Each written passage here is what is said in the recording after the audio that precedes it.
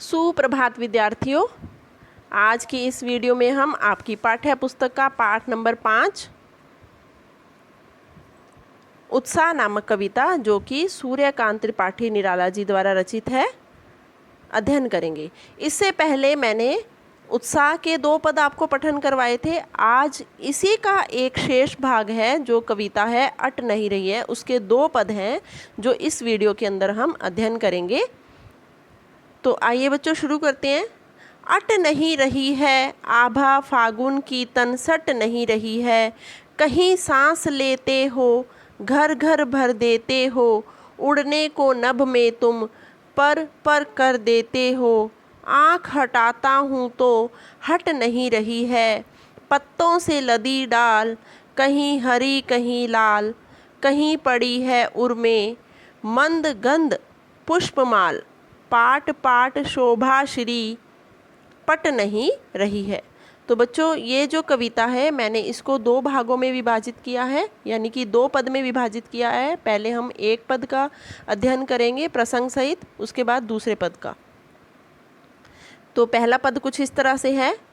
अट नहीं रही है आभा फागुन की, तन सट नहीं रही है, कहीं सांस लेते हो घर घर भर देते हो, उड़ने को नभ में तुम पर पर कर देते हो। तो बच्चों, इसे शुरू करने से पहले इसका हम सार समझेंगे कि ये कविता जो है किस पर आधारित है। अट नहीं रही है कविता फागुन की मादकता को प्रकट करती है। कवि फागुन की सर्वव्यापक सुंदरता अनेक संदर्भों में देखता है, यानी कि अलग अलग रूप में देखता है। जब मन प्रसन्न हो तो हर तरफ फागुन का सौंदर्य और उल्लास दिखाई पड़ता है। कवि फागुन मास के सौंदर्य से इतना अभिभूत है कि उसे फागुन मास की आभा समाती हुई नहीं दिखाई दे रही है। ठीक है, तो अब इसके शब्दार्थ देखिए बच्चों। अट का अर्थ होता है समाना, आभा चमक, तन का अर्थ होता है शरीर, सट का अर्थ होता है प्रवेश, नभ का अर्थ होता है आकाश और पर का अर्थ होता है पंख। ठीक है बच्चों, तो अब हम इसके प्रसंग के बारे में जानेंगे कि इसका प्रसंग क्या है। मैं आपको हर वीडियो के अंदर बताती हूँ कि किसी भी कविता के पद की अगर हमें व्याख्या करनी है तो उससे पहले हमें उसका प्रसंग अर्थात उसका परिचय देना होता है। तो उसी तरह से इसका प्रसंग कुछ इस तरह से है। प्रस्तुत काव्यांश हमारी हिंदी की पाठ्य पुस्तक क्षितिज भाग 2 के अंतर्गत सूर्यकांत त्रिपाठी निराला जी द्वारा रचित है, जो कि अट नहीं रही है नामक कविता से अवतरित है।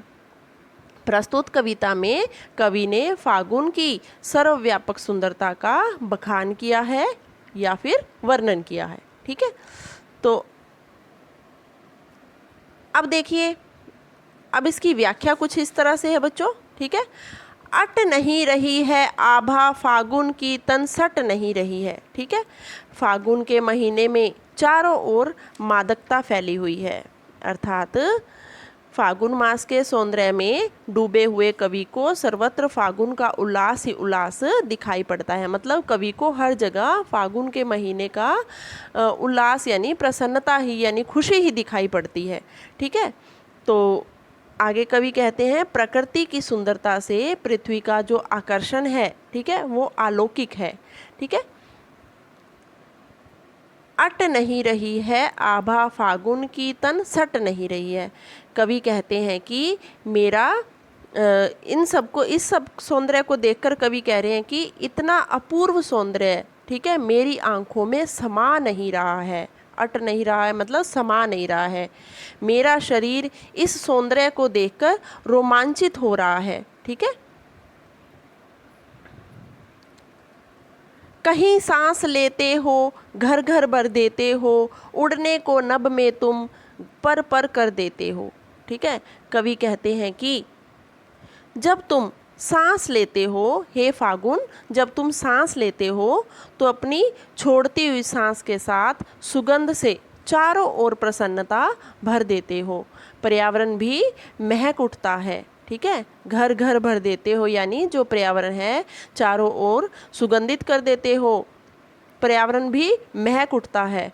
इतना ही नहीं, आगे देखिए क्या कहते हैं, उड़ने को नभ में तुम पर पर कर देते हो। इतना ही नहीं, कवि कह रहे हैं कि ये तो इसके अलावा आप क्या करते हो, हे फागुन, इसके अलावा तुम क्या करते हो, अपनी सुगंध में पर अर्थात पंख, ठीक है, पंख लगाकर आकाश में उड़ जाते हो, ठीक है।